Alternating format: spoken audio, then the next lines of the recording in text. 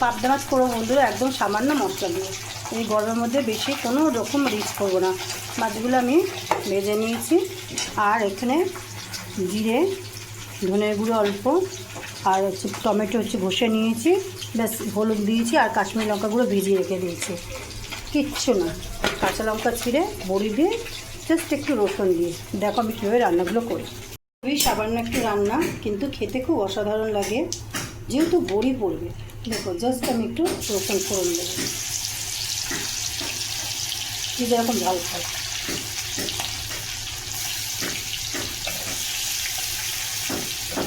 রসুনটা একটু লাল লাল হোক।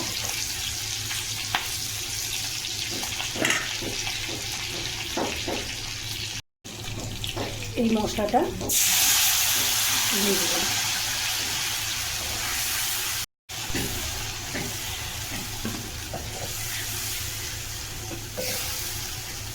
আমি একসাথে বড়িটা দিয়ে দেবো, নাহলে বড়িটা গলবে না। আমি এটা চাপা দিয়ে রাখবো।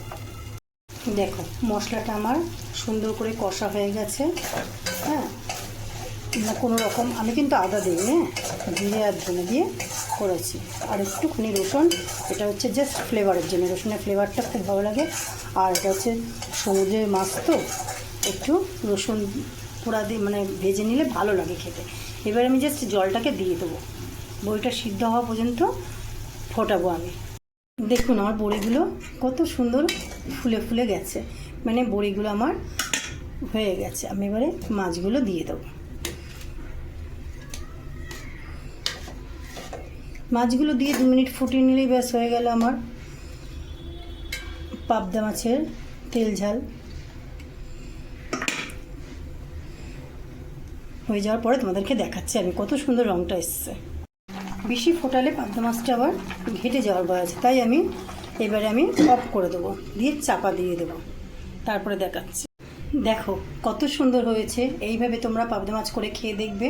বেশি রিচও না, কোনো রকম মশলা বাটাবাটি কাটাকাটি কোনো ঝামেলা নেই। পেঁয়াজ আদা কিচ্ছু দিতে লাগবে না, জাস্ট এইভাবে করে খেয়ে দেখবে জিরে ধনে দিয়ে। টাটা বন্ধুরা।